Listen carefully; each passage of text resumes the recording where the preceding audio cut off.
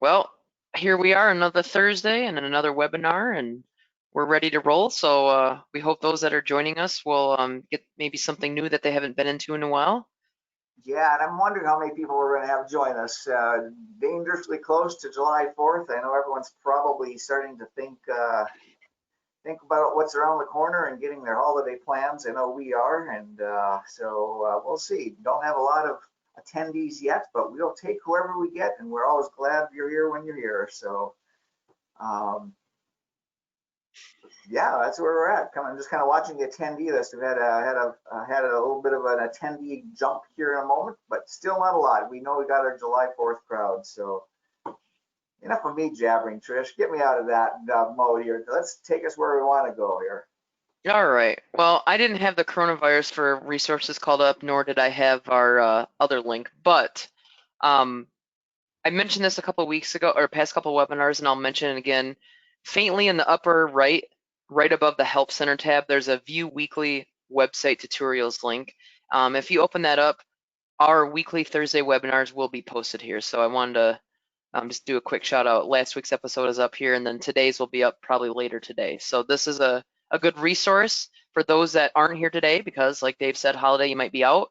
Come back to this link here, and you will see today's recording. Yeah, I'm so glad you mentioned that. That is an important point to make. We'll just throw in that little bit of a reminder that this is a webinar that is kind of an offshoot. Well, really not an offshoot, but we started the coronavirus webinar series. That's all here on the page that Trish is showing you here at coronavirusresourcesforprinters.com. So all of those webinars continue to live on, and lots of good resources here. But the focus of today's webinar, our Thursday webinar, is to help you as our marketing ideas for printer subscribers dig deeper into the subscriptions that you have. And I see just even in the short time we've talked, we have grown our attendee list. So let's start off with a poll for those of you that drifted in a little bit after the start time. We were talking about the July 4th holiday. We're going to start with a poll, and I do see at least one name I recognize that is Canadian. So we'll let you participate in our July 4th poll here as well. So let's see if you're all awake. Give us your answer to this question, which is, what best describes your July 4th weather forecast? Give us your answer, the best description of what's coming around the corner for you this holiday weekend. We have a few of them drifting in here. Let's just keep it a quick, fun poll. We'll close that poll. We'll show you the weather forecast. Here it is. Hot. Yeah, that's my votes too. We got a lot of hot, Trish. I think that matches up with what you talked about as well, right? Right on. And humid. And humid. Yeah, we should have multiple choice on that. I didn't even think about that, but yeah, there we go. So hope you all have a wonderful holiday weekend coming up here.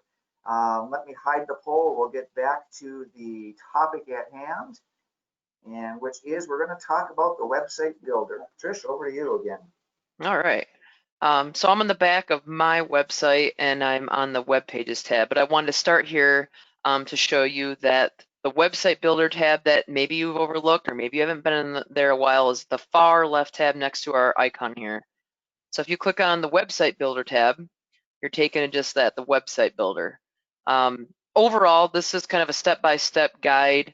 It's not 100% inclusive of everything that's reflective on your website, but a good majority of the items that you want to make sure are correct for you to go live, or if you already are live, which most people would be on here, maybe need to revisit to update something. Maybe you don't recall where it's located in the control center. This is kind of a place you can go to quickly maybe find what you're looking for and make that adjustment. So we're going to see how much we can get through this, and if we get through it all, that's great. But we're going to go through each of these tabs and maybe have a little bit about each one so that you can. Before you get going too far, I do want to just add a little bit to that point because, as you mentioned, the people that are on this webinar, I believe, and I'm just looking at the list, are pretty much a lineup of our existing subscribers. So chances are you don't have to come back here. This is really designed mostly for a new subscriber. However, the part that we wanted to bring it to your attention here is just like you said, Trish, this is a small subset of all of the bigger stuff that's in the control center. And it might be good just to spend a few minutes to come back here, and review that most important information to make sure that everything is still up to speed in the way that that makes sense for your website.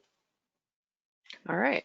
So with that, under the basics, so there's two tabs. There's the basics and featured pages here. Company name could change, I suppose, but if your company name changes, hey, Trish, where do I go to quick change my company name? Come to the website builder and you can just quickly change that.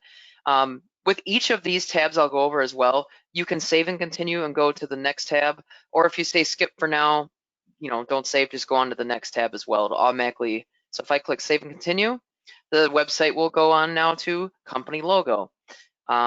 This is a location where browse on your computer or your server, you would upload a company logo and send to us. And we do have some information here about the logo, but we would prefer, that would work the best, a transparency vector EPS format logo with the fonts outline. That will show up the best on the website. So we mentioned right here, I know sometimes folks send PNGs, maybe some other graphic file types, but what we've seen the best result and what will work the best is a logo in EPS format.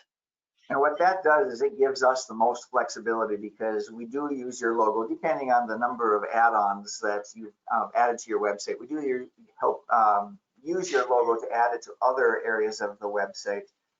For instance, the artwork layout templates or the white papers. Those are items that get turned into PDFs. And so if we can have that vector EPS, that's what's going to give us the most flexibility. You all know that. You're working in the graphics industry, so you know that that's the preferred format. So help us out, send us those vector formats if you have a logo change. Photoshop files will work too, but that's what's going to give us the most flexibility. Right on. So if you have a logo, just think logo equals EPS and you'll be all set. Moving on to address and map.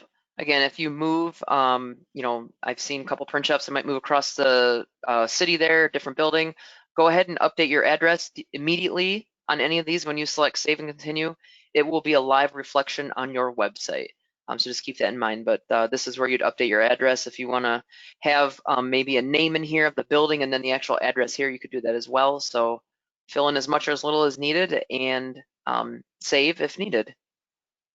Store hours, similar. If your store hours change, or maybe you need to put in additional details, close for the 4th, close for a week, for whatever. There's another location in the control center that you can add an alert, but you could still add whatever if you'd like in the additional details. This will show up on your homepage immediately as well, but feel free to enter in or change your store hours as needed. Another one that I've seen common that gets added to those additional details will be something like "and by appointment." There's any number of ways that you can use that to reflect the way you're doing business. And this is optional as well. That is not required. Phone numbers tab, you have the option to fill in what we call, or you can designate in any order you want. It could say phone, fax, toll-free, cell, or local. You can decide which phone number and what you want that name to be in this order. You can have up to 3 phone numbers. However, we also allow you, if you have, say, an after-hours hotline, maybe you're open for receiving such inquiries if it's urgent or what have you, you can add a 4th phone number if need be as well. And this just happens to be our 1-800 number. So 4 phone numbers. The contact us email, when you have visitors on your website and there is a contact us or email us form, this is the email that the email account that will receive the email when someone fills out that email us form. So just keep that in mind. That one kind of sneaks up on people sometimes because it's one that's rarely used, but it's important that it's there. So, as a matter of fact, can you go to a live website, Trish? It might just be important to point that out, where that's at. Yeah, a number of ways. Real quick though, under the contact tab, there's email this location, and this is the pop-up, email us. If I was to send this, my email account, which I have here is my shortened MI4P email, this email will receive the email that is sent from the website, from this email us form. So that's where that is found. It's also found, I believe, in the footer down here. There's email this location as well, and there might be a couple more If you actually go to the page as well, to the Contact Us page, your print buyers also have the ability to email from this page as well. Yeah, I think the flip side of the point that I want to make, and I can go back to the website builder there, is when I said it's rarely used, I maybe said that a little bit wrong. It is used. It's there to be used. But the other side of that is the website, as you likely know, is built so that when you're doing business on the website, it's using that business, the email you're defining in the account settings, and that's Control Center. We won't go there today. So just know that the business end of your website is already taking care of those emails. This is here to catch those specific instances for those more generic contact us forms. Thank you for going over that, Dave. That'll really help, I think. Continuing on, social media. So we have, what is this first one? I don't even remember. We have Twitter, we have Facebook, LinkedIn, and if you are subscribed to a blog, we also allow you to add that. So there's a nice little verify button to make sure that your print buyers are routed to that correct location here. There's also a question mark that mentions a little bit if you're wondering, well, what part of my social media URL should I put in here? We do a pretty good job of mentioning what should go in here. So these icons will show up on your homepage on certain themes, but it will also show up on the Contact Us page, and as well as the hover button for the contacts. If I hover, I've got some social media icons here. If I also go more contact info, those social media icons also show up on this page as well. So we're going to save that and continue. Homepage. We have a couple designs that do include a homepage welcome text. The one I happen to be using, which I believe is called Clean Style, does not have that, and that's fine. But we do have a couple of our themes that below the sliders, there's a little area for a paragraph or a booklet, depending on how little you want to write about your website. But this theme, if you have a theme that doesn't allow that, it'll simply say this. Otherwise, it will have a box for you to fill in the text that you'd like to use on your homepage. The Your Products area, this is referring to the product categories on your website. Now, I have a lot of them that probably don't make any sense right now, but you can decide to deactivate any categories that you may not want on your website or you do not print or what have you. You can also change the order of the categories here as well. And as soon as I make a change here and select save at the bottom, that would be reflective on my website as well. So these are product categories. Your service.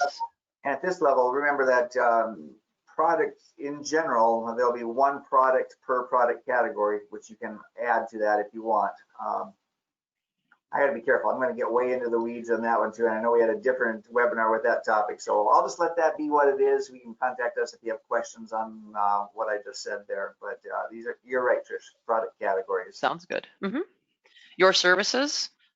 We have a services tab on the homepage of the websites. And here it is right here, drop down. We have the main service that you can deactivate the entire service. There's also sub-services or subcategories that you can also deactivate, and you can also move the order if you want of these sub-services. So scrolling down here, maybe you do not do CD or DVD, you can turn off an entire service, or you can deactivate individual sub-services if you would like. So that is available to you under your services. Price approval. This is a pretty important one. You can set this specific companies or specific customers of yours in the Control Center, but when new accounts are created on your website, they are going to be assigned whatever price approval preference you set here. And there is a handy knowledge base article that talks about, it has a little flow chart, if I remember, of what the difference is between if a price approval is required or if a price approval is not required to move your job into production. And I clicked on this learn more, and here's a handy little flow through so you can kind of see what the difference is between the two. But we encourage you to look this over and make sure to choose the one that would fit your mode or method for your company. Yeah, that's a pretty important setting. So if you're not familiar with that, that in itself is worth the trip back here just to review that. It is in the control center, just like you said, but it really, it's presented very nicely here just to take a look at that. That price approval required is typically the one that most printers will use, but do take a look at that, review how that works on your website. All right, thank you, Dave. Moving on, your payment info text, and I moved away, so I'm going to open this up. So whenever your print buyers log into their account, under the profile tab, and I'll show you, there is a payment plan section. This is for all of your accounts, and you can update this. This is the default. I have not changed, and it fits well, but we encourage you to read this over and change this as needed. So it mentions, the credit cards, do you use debit cards, checks, whatever you feel pertinent that needs to be added here, go ahead and change. And so I mentioned that's in the account summary. So I'm logged in. If I select the profile tab, and if I scroll down, here is that payment plan section. Again, it's on the profile tab. There's a payment plan section. So all of these bullets here are the same bullets that are here in the website builder under payment info text. So that's where the one-on-one relationship comes in. So go ahead and feel free to adjust that as much or as little as needed. And then the last tab under the basics is your core workers or your employees. You can add a new team member here. You can edit an existing team member. If you need to delete, you may. When going through and whether you're adding or editing a team member, you can fill in as much or as little as needed. We need an email and a password. It'd be good to have at least a first name so you know who this is or what this account is used for. But the rest of this, again, is as much or as little that you would like to fill in. And when I say that, do you want this employee to be designated or allowed to be chosen as a customer rep? Same with this. Do you want them to be able to be designated as a sales rep? The admin access, if I select that check mark, there are various parts of the website that you can give access to for this employee. You can uncheck what's needed and continue on. And then show on staff page.